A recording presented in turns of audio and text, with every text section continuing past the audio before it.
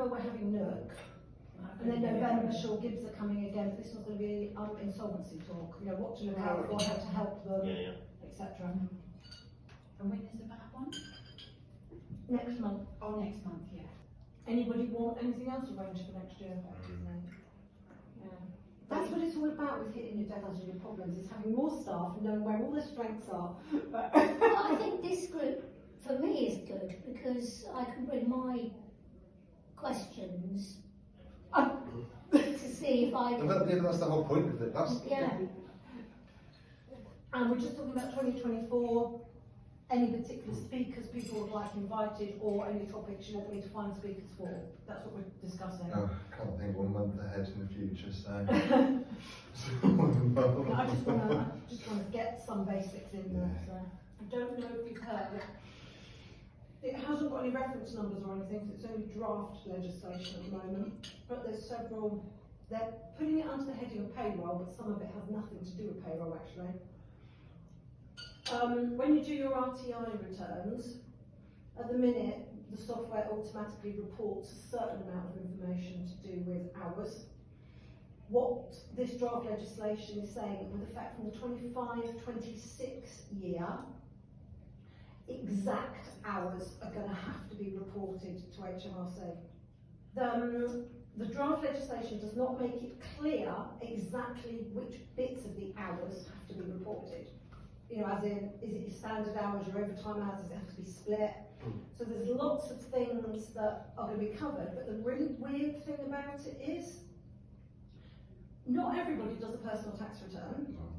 So if you are employed, and you're therefore being paid for hours, you wouldn't necessarily do a tax return, but part of the legislation is saying, you will need to put the amount of hours you have worked on your personal tax return. But we're putting it out there that there's talk about this ridiculous stuff going on. Well, most people are on PAYE, which presumably this relates to, they're not going to be completing a tax return. Exactly. Yeah. That's what, but because they're referring to a tax return as well as RTI reform, it's complete gobbledygook. But certain people have actually seen a draft legislation. This is the problem, when you manage to see things but you only see parts of it, all of these things have been covered. You don't know how they got from Reading to Northampton, basically. Could it just be because it's to do with minimum wage? Clearly, yeah. They are saying that there's going to be a lot more reporting to do with universal credits and all this sort of stuff. So yes, it could be linked in minimum wage as well. Because if you a certain type of person, you might be filling in a tax return to get other bits. Benefits. Well, presumably, I think what you're getting at is presumably the legislation that they're going to be introducing is designed to make sure that minimum wage is being complied with, isn't it? That's what that's about. It doesn't specifically say it, that's what it means. But as an employed person, that makes no sense. No, it doesn't make sense. Because what do you do? Just sort of say to your customer, sorry, I can't have a loss this year, you're going to have to pay, you're going to have to pay. That's why we do it.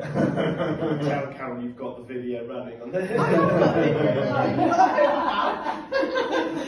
I didn't when I rented it earlier. I have. Stacey's going to have to watch 27 minutes, but I think I really is.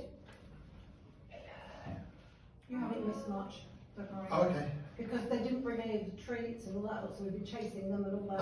Oh. Yes, and if you think of anything, let me know. So, paraphrasing the person at Accounting Web that actually was talking about this, WTF.